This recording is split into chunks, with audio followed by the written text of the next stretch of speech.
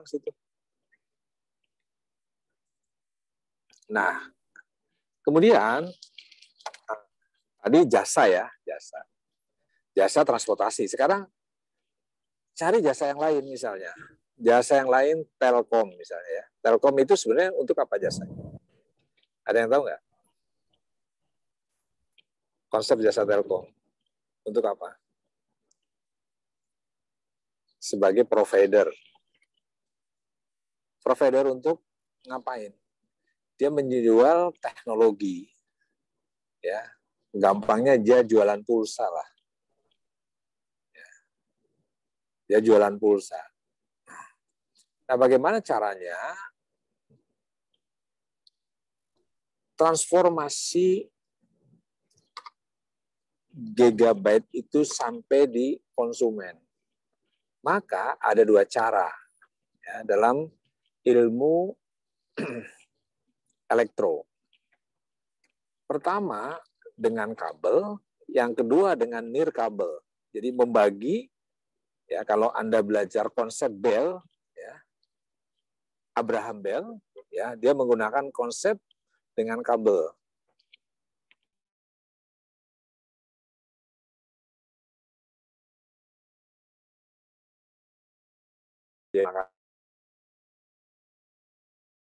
Dasar kabel, tapi satelit. Nah, tetapi dari turun satelit itu nggak bisa langsung ke HP setiap orang menggunakan konsep provider seperti Telkom ya dan lain sebagainya. Itu membuat BTS. Ya.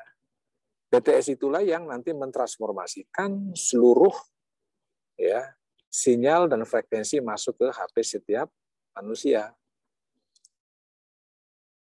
Lain bagaimana mentransformasikan. Jadi ide dasarnya adalah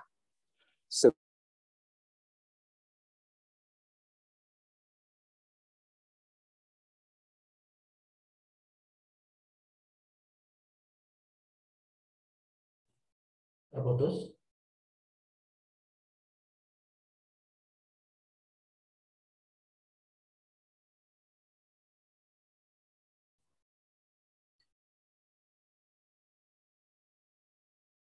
Terputus ya? Benar, perusahaan.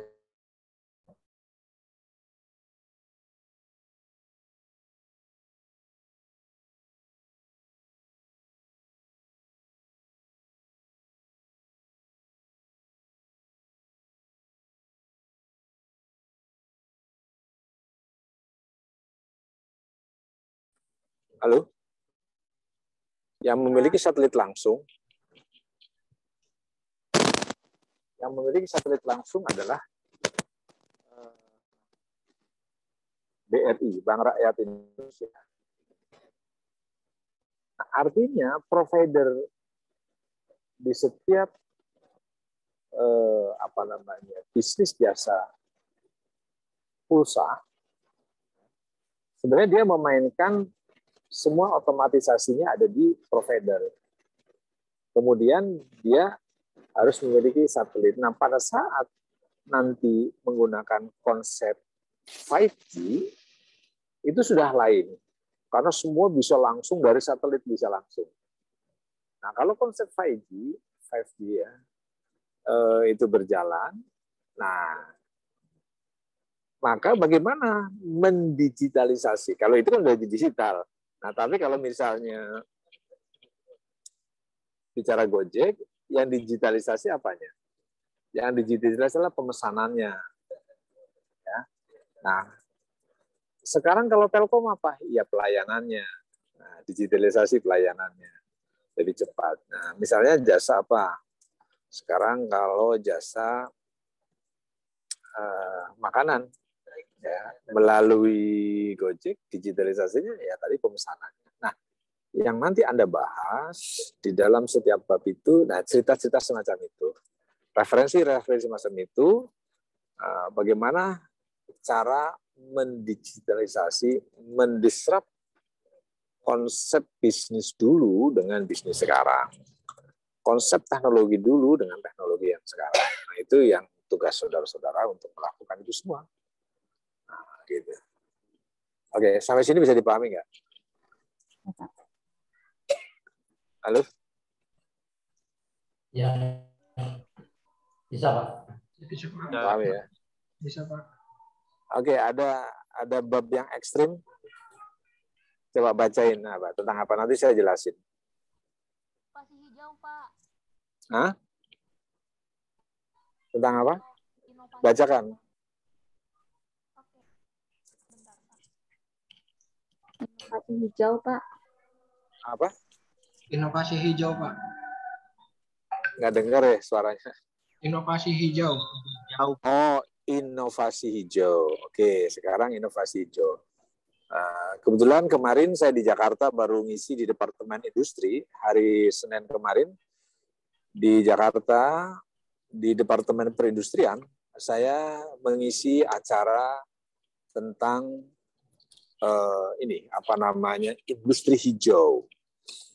Jadi konsep industri hijau ya, jadi kalau bagaimana mentransformasikan industri hijau dari teknologi. Berarti bagaimana mengurangi emisi karbon, ya, bagaimana menguatkan O3 atau ozon agar kuat, misalnya teknologi misalnya ya. Berarti misalnya penggunaan teknologi lebih cepat misalnya dengan industri hijau tadi ya. Dengan industri hijau, maka sebenarnya contoh misalnya ya, di 2 tahun terakhir ini dengan adanya COVID-19, apa yang terjadi? Yang terjadi adalah bahwa perpindahan transportasi antar manusia di tempat satu ke tempat yang lainnya berkurang. Dari 20 tahun terakhir, ya menurut NASA,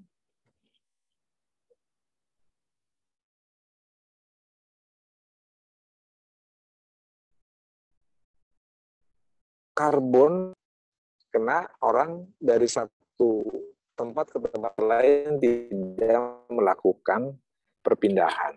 Kasarnya orang tidak berpergian lah ya.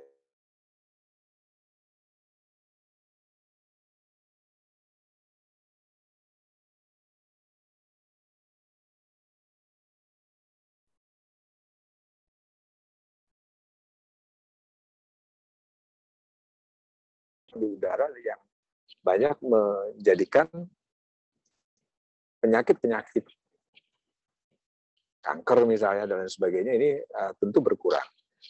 Nah, itu salah satunya contoh. Nah, mungkin Anda bisa kembangkan lagi. Ya, misalnya kalau penggunaan AC, kemudian penggunaan kulkas ya. Konsep dan metodologi yang terbaru ya, mereka tidak menggunakan zat-zat yang kuat merusak ozon. Nah, maka perubahan teknologi semacam ini mengurangi di dalam era disruption. Nah, di dalam era disruption misalnya tidak semuanya harus dimasukkan di kulkas misalnya kan gitu. Nah, Anda berpikir di situ berinovasi kayak apa? Kayak misalnya contoh kalau kita makanan siap saji ya itu pakai bahan-bahan styrofoam dan lain sebagainya, itu juga merusak unsur hara. Nah, bagaimana caranya agar penggunaan plastik itu dikurangi? Nah, itu bicara tentang industri hijau. Kemudian tadi sudah bicara tentang transportasi dikurangi. Sekarang orang sangat lebih efektif ya. Lebih efektif dengan misalnya taruhlah ya, kalau terjadi misalnya transportasi kereta cepat Bandung-Jakarta, itu sangat menghemat energi. Artinya manusia-manusia yang dari Jakarta mau ke Bandung, atau sebaliknya, dengan menggunakan kereta cepat itu hanya 30 menit, karena kecepatannya 350 km per jam. Sedangkan perjalanan Bandung-Jakarta itu 240. Ya. 220. Artinya 45 menit lah ya. 40 menit itu sampai. Menghemat. Nah, kalau Anda menggunakan mobil, berarti isinya paling banyak 5 orang atau 7 orang. Sudah berapa banyak emisi karbon yang harus keluar. Nah, itu bicara industri hijau. Nah, maka Anda bicara tentang teknologi di situ. Teknologi kereta cepat. Nah, teknologi kereta cepat mendisrupt, artinya membunuh. Apa efeknya? Nah, tentu nanti misalnya berbagai transportasi travel antara Jakarta Bandung tutup. Kereta api konvensional berbahan bakar solar tutup. Karena tadi kan keretanya berbahan listrik ya. Listrik. Nah, ini mendisrupt. Mendisrupt artinya membunuh bisnis lama dengan cara membuka bisnis baru. Nah, kalau dulu menggunakan karcis, kalau sekarang masih menggunakan karcis. Kalau Anda pakai kereta masih pakai karcis. Seperti saya hampir tiap hari saya pakai pesawat, pasti menggunakan karcis. Nah, sebagian sekarang sudah tidak menggunakan karcis, tetapi mengurangi paperless ya. Jadi maka menggunakan QR. Dengan QR, begitu saya mau naik pesawat itu diperlihatkan saja karena tidak bersentuhan dengan kertas langsung. Cuma teknologi HP kita harus bagus ya. Langsung melihatkan QR kita, mereka keluar termasuk di teknologi kesehatan di kita, pemeriksaan PCR, swab dan lain sebagainya sudah tidak keluar kertas, sudah paperless. Maka dengan QR tadi sudah bisa, termasuk tadi dalam proses teknologi hijau, transportasi dan sebagainya. Oke, silakan ada judul yang lain ya. Itu bisa untuk disertasi Anda dipilih itu untuk bisa penelitian langsung. Kalau Anda mau mengambil itu sebagai tugas akhir untuk disertasi. Oke, yang lain judulnya apa? Nanti saya kasih gambaran. Ya, silakan. Manajemen imitasi, Pak. Apa? Manajemen imitasi, Pak. Oh, imitation ya, Iya. imitasi. Jadi bagaimana Anda pernah dengar ATM ya? Iya. Amati, tiru, modifikasi. Modifikasi ini sebenarnya bisa ada turunannya dengan imitation, ya, imitasi. Jadi kalau saya pernah ikut bisnis di tahun 88, itu bisnis rotan. Nah, bersama teman saya di Cirebon tahun 88. Nah, kita kerjasama dengan Korea. Nah, Korea itu mengekspor banyak di negara-negara Amerika dan Eropa. Pada saat tahun 88, saya ikut modal di sana, baru berapa berjalan masuk ke tahun kedua, masuk ke 90, ya, teman saya ini membakar banyak produk-produk. Tahu kenapa? Karena nggak laku ternyata. Karena apa? Datang rotan daripada Cina, ya, imitation ya, mengimitasi semua produk-produk dari Sulawesi, rotan dari Sulawesi, dari Kalimantan, langsung terdisrupt ya, terbunuh. Sampai sekarang masuk rotan-rotan yang imitasi ya, imitation, berbahan-bahan plastik tapi persis rotan. Nah, itu di dalam konteks bahan baku. Nah, sekarang di konteks teknologi ada yang imitasi surat misalnya. Anda menulis surat. Nah, begitu Anda tulis surat, zaman dulu, Anda sudah ada yang lahir nggak? Di tahun 60-70 itu, Beatles menulis lagu Mr. Postman. Jadi ceritanya itu, Mr. Postman itu artinya anak-anak di tahun 60-70 itu senang sekali menunggu tukang pos ya, tukang pos, karena dia menunggu surat cinta dari kekasih yang jauh di sana. Itu lagunya Beatles ya. Nah, sekarang tukang pos itu didisrupt dengan revolusi industri 4.0. Artinya mereka sudah tidak lagi menulis surat. Karena ada teknologi di tahun 90 dengan SMS, sekarang dengan WhatsApp, sekarang lagi sudah menggunakan teleconference, sekarang sudah menggunakan lagi YouTube, TikTok, dan lain sebagainya. Anda bisa menyiarkan banyak orang ke semua pihak, dan sekarang dengan Zoom Meet yang sekarang Anda gunakan,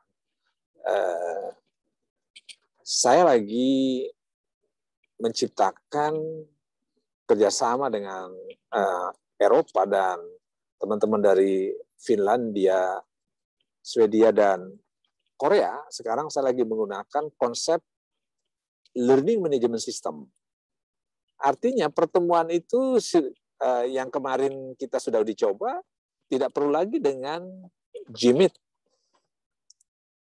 Ya, ini sebagian ada yang ngasistenin saya itu ya, sudah menggunakan LMS yang sudah kami buat. Nah, itu juga mendisrupt artinya pertemuan antara saya dengan Anda, yang harusnya saya berada di tempat di kampus misalnya, sekarang saya ada di di Makassar. Dari Anda ada yang di Palembang, ada yang di Babel kan, ada yang di Batam, ada yang di Jakarta, ada yang di Bandung. Kita semua bisa bertemu di sini. Nah, ini mendisrupt kelas fisik ke cloud, kelas di awan. Nah, seperti surat tadi, surat didisrupt. Kalau toh Anda tetap ingin melihat tulisan Anda tetap bisa menulis, kemudian tidak usah dilayangkan melalui pos, tetapi difoto, dikirim melalui WhatsApp, melalui Line, atau melalui Telegram, sudah selesai itu. Nah, itu konsepnya semacam itu. Jadi itu imitation. Jadi imitasi itu bisa berupa produk, bisa berupa teknologi, bisa berupa juga sistem. Nah, Oke, apa sistem contohnya? Disruption system imitation. Ya.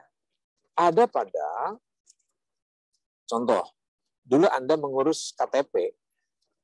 KTP itu, jadi tahun 2008, saya mengusulkan kepada, betul, 2008, saya mengusulkan kepada Pak SBY tentang One Identity Indonesian Number. Jadi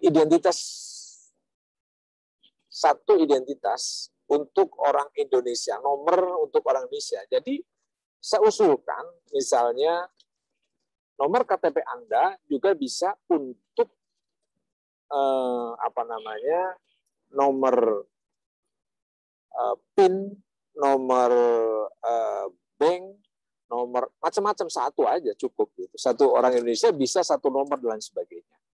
Nah, ini mempermudah sistem ya, operasional prosedur pada pemerintahan, administrasi, bisnis, perpolitikan, dan lain sebagainya. Tahukah Anda, kemarin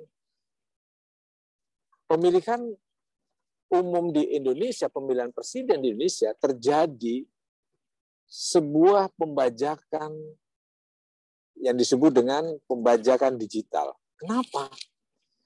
Karena konsep di sana sudah diatur sedemikian rupa. Jadi kalau Anda belajar komputer, kalau Anda belajar yang namanya algoritma, Di sana ada artificial intelligence, ada deep learning, ada machine learning. Ya. Itu bisa, contoh, maksudnya begini. Kalau Anda laki-laki, umur sekian, kemudian nyoblos memilih Prabowo, itu yang keluar tetap Jokowi. Modelnya begitu. Itu dimainkan di dalam sistem. Dimainkan dalam algoritma, dimainkan dalam chart, ya, flow chart gitu. Dari aliran numerik yang ada itu bisa dimainkan. Nah, oleh karenanya sistem juga bisa didisrupt. Yang dulu orang memilih dengan menggunakan fisik, kemudian dari fisik ke fisik terus dibawa sampai ke Jakarta, memungkinkan kalau, mohon maaf, penduduknya sedikit. Bayangkan kalau misalnya Amerika itu sudah menggunakan dalam waktu 5 jam, itu sudah keluar nama presidennya. Kenapa? Bahkan Amerika dikatakan kalau jam yang sama, karena antara satu dengan yang lainnya, karena mereka memiliki length 3 jam antar misalnya di Los Angeles ke New York, San Francisco, itu kan selisih jam ya. Dari selisih jamnya itu akhirnya dia menginikan antara misalnya jam 9 ya, jam 9 semua. Di satu tempat kan jamnya beda-beda, ada yang jam 8 kayak Indonesia Timur, Barat dan sebagainya ya. Misalnya sekarang di saya ini sekarang jam berapa ya? Jam 19.05. Nah, di Anda di sana jam berapa? Yang di Jakarta, di Batam, atau mungkin Anda ada yang di luar kota yang lainnya. Itu kan selisihnya berbeda. Oleh karenanya mendisrupt teknologi, sistem informasi dan standar operasional prosedur di dalam setiap kegiatan itu menjadikan teknologi masa lalu terputus. Orang buat KTP nggak usah lagi datang ke kantor lurah, camat dan sebagainya, tinggal cetak. Seperti halnya nanti kelak ke depan, saya bilang kepada Pak SBY, orang nggak perlu lagi datang ngurus KTP ke RT, RW, kelurahan, kecamatan, sudah datang dia cetak sendiri gitu dengan teknologi terbaru. Kalau asal dia dan sudah tidak perlu lagi orang bilang KTP-nya mana gitu, sudah lihat QR-nya. Ini saya cerita dengan Pak SBY bersama dulu dengan Pak Bambang Sudibyo. Ya, saya cerita bahwa ini nanti ke depan begini loh, saya bilang gitu. Dan kemudian ijazah, termasuk transkrip Anda, itu tidak seperti sekarang. Transkrip Anda kan sekarang berbentuk fisik, ya, paper. Nanti dengan paperless, dengan QR, dengan kode, maka kalau ditanya, Anda lulusan mana? Udah keluarkan kode, Anda keluarkan misalnya di website perguruan tinggi dimanapun Anda berada, Anda akan klik nomor NPM Anda akan keluar di situ. Nah, itu yang bisa dilakukan dengan imitation. Oke, silakan ada yang lain. Babnya nanti saya akan jelasin. Biar Anda harus menjadi orang-orang yang nanti kelak Anda keluar dari kampus dengan destinasi Anda adalah orang-orang yang bisa merubah lingkungan di sekeliling Anda dengan pemikiran disrupt, ya, membunuh, mematikan model-model lama ke dalam model-model baru. Gitu. Oke, apa lagi? Silakan. Nanti saya jelaskan.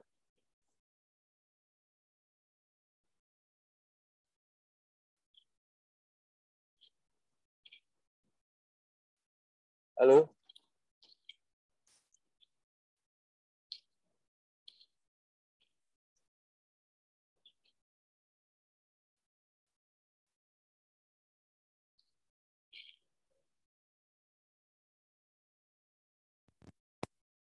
Pak, tentang sumber dan pemetaan inovasi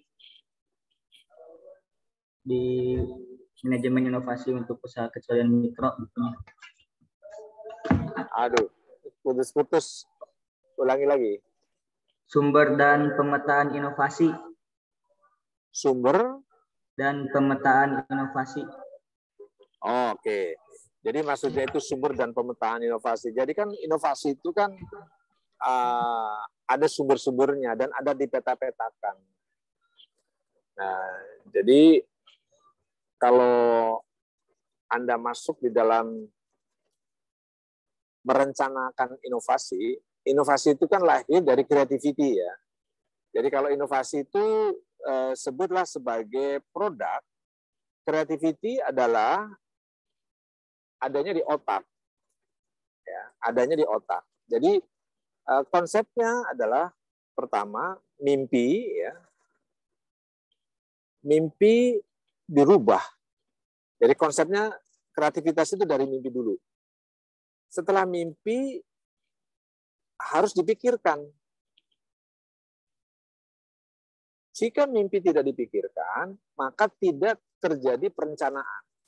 Jadi pertama adalah konsepnya mimpi, mikir, setelah mikir jadi perencanaan. Nah, inovasi tidak akan bisa lahir dari sebuah perencanaan. Perencanaan, ya, kemudian dijalankan. Nah, jadi plan, do, check, action, ya, perencanaan yang dijalankan akan lahir sebuah kegiatan. Ya, jadi perencanaan dilaksanakan, hasil, ada kegiatan, ada hasil. Jadi dari perencanaan tadi dilakukan kegiatan, ada hasil. Nah, hasil itu yang disebut dengan innovation. Nah, sebuah tahapan-tahapan itu yang nanti Anda jelaskan di dalam disruption era. Nah, di dalam revolusi industri ini. Untuk apa? Pada saat Anda merencanakan perubahan mindset, ya, pada setiap apapun, jika Anda biasa menggunakan konsep kreativitas, maka Anda akan cepat mampu menyelesaikan permasalahan. Contoh, jika Anda berada di sebuah ruangan, ya, satu ruangan itu ukurannya 5 kali 10, 50 meter persegi. Kemudian berisi ada 50 orang. Ya. Kemudian ada satu pintu. Dan kemudian ada 5 jendela. Terjadi kebakaran di ruangan tempat Anda meeting. Kira-kira orang ngejarnya kemana waktu kebakaran itu? Keluarnya lewat mana? Lewat pintu ya? Lewat pintu. Nah, maka saat itu orang tidak berpikir kreatif. Saat itu 50 orang semua menuju pintu. Bayangkan kalau itu isinya 1.000 orang berdesak-desakan, pasti akan terjadi korban. Nah, di situ perlu pemikiran yang disebut dengan out of the box. Pemikiran di luar kebiasaan. Ya. Yang the box-nya itu kan selalu ngejar pintu kan. Ngejar pintu, keluar. Selamat dia. Ya. Tapi pada saat mereka ada orang-orang kreatif, dia hindari the box tadi. Ya. Yang di kotak tadi. Dia keluar kotak, out of the box. Dia keluar kotak, keluarnya bukan dari pintu, tapi dari jendela. Maka selamatlah dia. Nah, tahapan-tahapan semacam itu, di dalam era disruption teknologi, ya, masyarakat sosial atau society 5.0, maka berpikirlah, kalau misalnya kita menggunakan apa? Contohnya kira-kira yang mau pengen jadi contoh apa kira-kira? Sebutkan saja. Pengen contohnya apa? Boleh, terserah Anda. Nanti saya akan menggambarkan konsep teknologinya. Lalu, mau contohnya apa?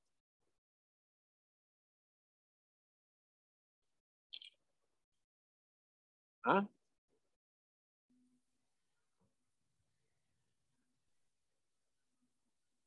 Yang belum kepikiran lah, sebutin aja. Robot Robot untuk apa? untuk menggantikan kasir. Ya, robot menggantikan kasir sudah ada yang QR tadi. Ini kalau ada, saya nggak pakai laptop ya, pakai HP. Saya bisa nantilah minggu depan saya akan tunjukkan misalnya bagaimana robot ya pengganti kasir yaitu QR tadi. Kalau Anda belanja di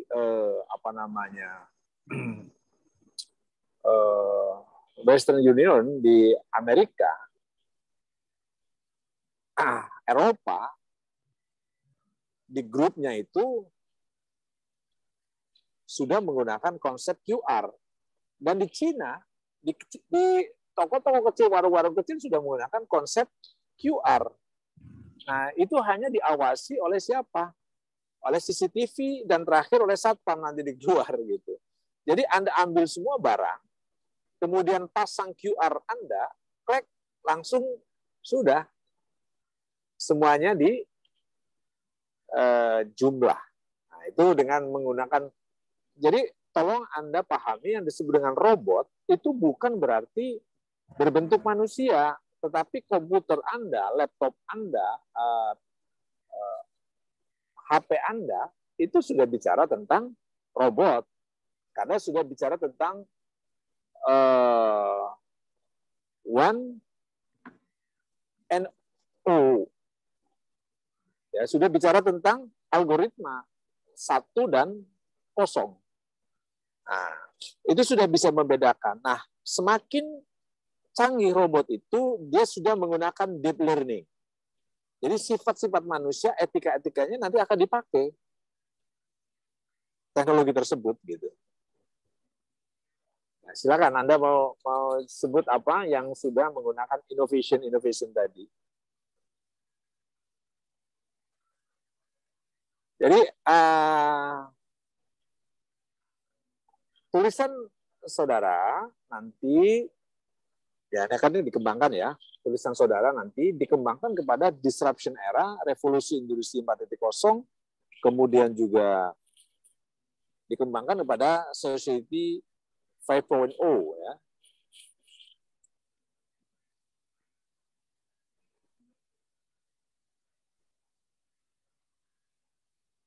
Pak, boleh bertanya? Ya, silakan. Mungkin ini agak nggak nyambung sama yang tadi Bapak jelaskan, cuman di pertemuan kemarin Bapak sempat menyinggung tentang decoupling. Nah, decoupling. Ya, saya mau tahu lebih jauh decoupling itu apa, kemudian apa dampaknya pada globalisasi atau era sekarang gitu. Oh ya, ya oke. Decoupling itu ketidaknyambungan. Jadi industri sekarang itu banyak yang tidak nyambung.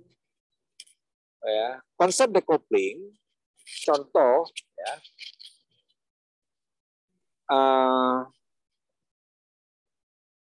perusahaan taksi yang tadi saya sebutin. Ya. Dengan perusahaan taksi, nanti saya akan lihatin filmnya, konsep decoupling. Dengan transportasi kita bisa menggunakan tiki ya sekarang.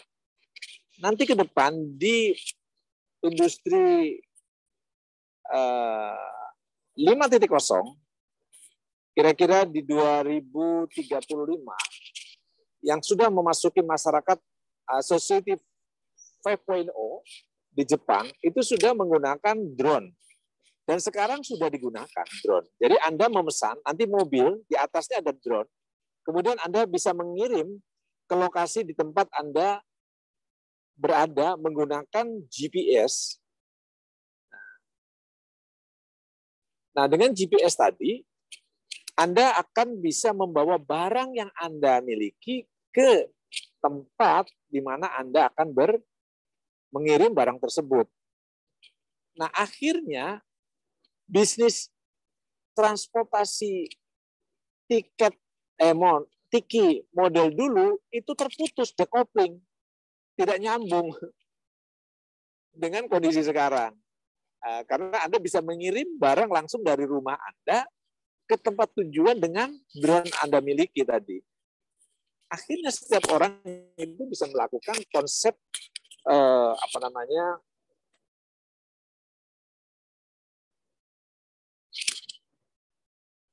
surat menyurat, apa tiki, selain tiki apa ya, ada apa namanya, lupa lagi, ada JNE, Itulah pokoknya ya Pak ya.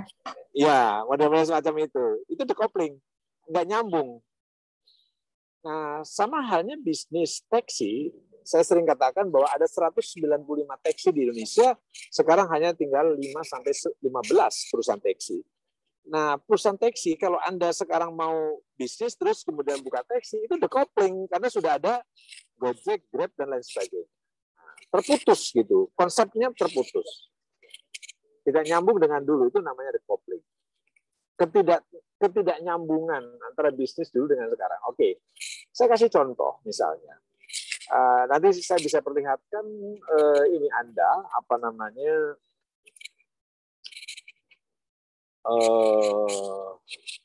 mohon maaf, ini apa namanya, konsep di 2035 itu sudah paperless. Anda nggak bisa menggunakan lagi buku, tetapi menggunakan glasses, ya, seperti HP sekarang, tapi lebih canggih lagi. Nah, itu sekarang sedang dirancang oleh Tesla bersama beberapa perpaduan apa namanya, perusahaan-perusahaan di China, ya. Karena Tesla ini luar biasa mengembangkan berbagai konsep teknologi terbaru dan terbarukan. Gitu ya. Nah, itu sesuatu yang, contoh lah ya, kalau Anda pernah buka YouTube, di situ ada konsepnya Bill Gates, itu dia memasukkan vaksin, ya, dengan cairan vaksin itu dia mengeluarkan semacam satu zat di mana ada kode di dalam darah manusia yang tetap nempel dan akan ketahuan bahwa dia itu berada di mana. Nah, semacam chip lah, semacam chip. Nah, pada saat itu sudah tidak berarti lagi orang itu berada di mana bisa dilacak. Nah, itu decoupling, artinya pencarian orang tidak penting dengan menggunakan polisi. Nah, dengan teknologi apa namanya, berbasis 5G, ya, maka kita bisa menemukan suami kita yang nggak pulang, istri kita yang pergi kemana, anak kita yang pergi kemana, dengan teknologi 5G. Dan kalau itu bisa dilakukan, kita bisa memasang chip setiap orang ada di tubuhnya. Nah, bisa berupa yang ada di darahnya, tapi memang agak sulit, harus ada provider khusus. Tapi ada chip yang sekarang Anda gunakan, itu chipnya kan besar ya. Nah, microchip tadi. Nah, semacam itu. Itu nggak nyambung, namanya decoupling. Oke. Ya, terima kasih Pak. Silakan yang lain.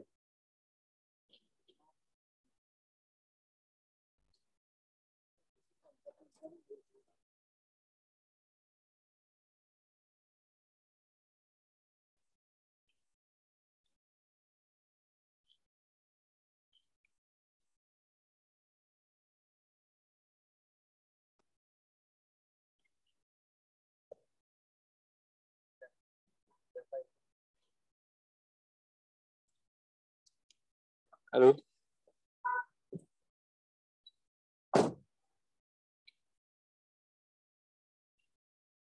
Halo.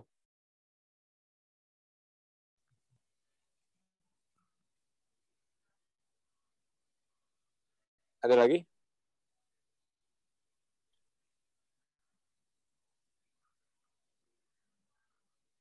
Sedikit Pak Budi, Ya. kalau disruption itu kan arti kalau di KBBI itu kan mengganggu ya. Mengganggu. Ya. Nah, Mendisrupt, mengganggu ya. Jadi kalau nanti ditulis di di penulisan ilmiah gitu ya, bahasa Indonesia, nanti artinya gimana Pak? Misalkan?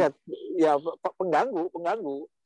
Berbeda dengan konsep decoupling. Kalau decoupling itu tidak ganggu tapi diputus gitu. Bedanya begitu. Kalau pengganggu itu begini. Dengan adanya teknologi seluler, angkutan kota itu kurang penumpangnya. Nah, itu disebut dengan disrupt. Pengganggu. Paham ya? Nah, jadi beda antara disruption dengan decoupling. Kalau decoupling terputus. Nah, dengan adanya Gojek, angkot decoupling terputus. Karena sudah nggak bisa bisnis angkutan kota. Paham bedanya itu? Jadi disruption dengan decoupling itu sebuah perbedaan. Kalau disruption itu pengganggu. Kan tidak ada kaitannya antara, mohon maaf, antara bisnis angkutan kota, bisnis transportasi dengan HP. Kan nggak ada gangguannya. Tidak linear, tidak apple to apple. Tapi begitu Anda sekarang bisa berjumpa dengan saya melalui dunia maya, berarti saya tidak mengeluarkan, taruhlah transportasi saya harus ke Jakarta, saya perlu 1.500.000. Berarti saya tidak mengeluarkan 1.500.000, Garuda rugi. Tidak mengeluarkan uang, saya tidak mengeluarkan uang itu. Tapi dengan konsep Zoom meeting, dengan konsep Google Meet, dengan konsep daring ini, maka terjadi pengganggu, terjadi disruption. Nah, karena terganggu saya ini. Tapi kalau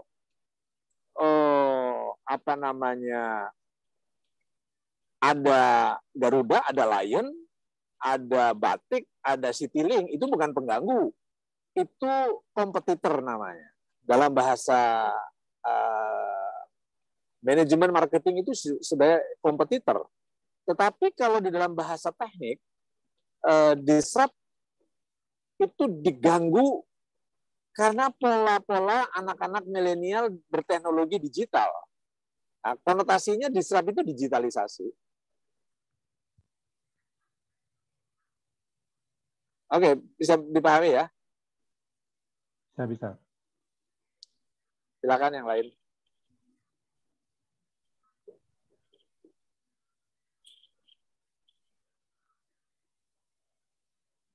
Saya yakin kalau Anda bisa memahami tentang konsep-konsep teknologi yang saya ajarkan, begitu Anda berada di sebuah tempat, pasti Anda orang-orang yang bisa menyelesaikan masalah, way out.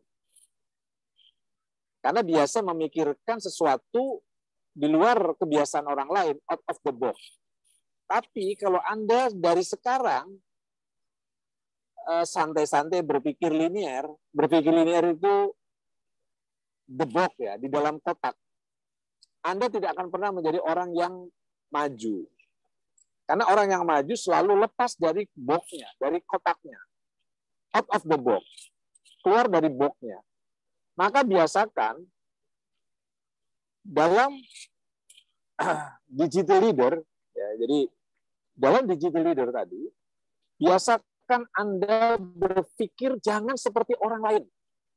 Konsep yang paling sederhana, jika William, ya, itu saat Pak Jokowi mau pemilihan 2019 awal, saya diminta untuk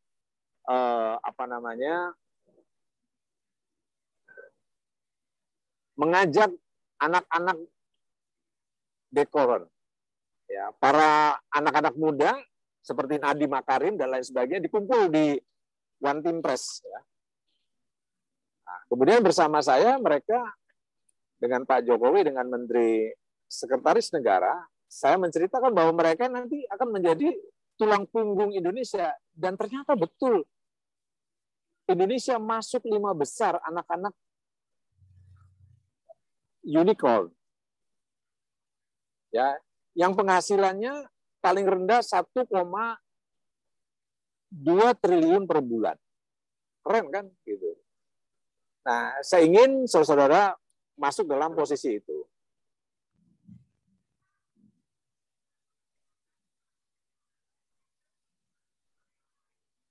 Oke, sampai sini ada yang mau tanya lagi? Jelas, Pak. Waktunya udah habis ya. Pas Ya, Pak. 19.30. Oh, kalau di sana jam berapa nih? Jam 18. 18.30. Oke, 18.30 ya. Oke, sekali lagi saya mohon maaf ya, tadi ada keterlambatan karena perjalanan saya dari Sinja ini baru masuk Makassar, jadi nggak kelihatan nih muka saya. Terima kasih. Insya Allah nanti minggu depan silakan Anda buat konsep-konsepnya, kita diskusikan, tapi masih cair ya. Nanti akan saya berikan masukan sebelum menjadi paper Anda tadi. Baik, terima kasih. Wabillahi taufiq wal hidayah. Assalamualaikum warahmatullahi wabarakatuh. Waalaikumsalam Waalaikumsalam warahmatullahi wabarakatuh. Hati-hati di jalan, Pak. Ya, makasih. Terima kasih, Pak. Terima kasih, Pak.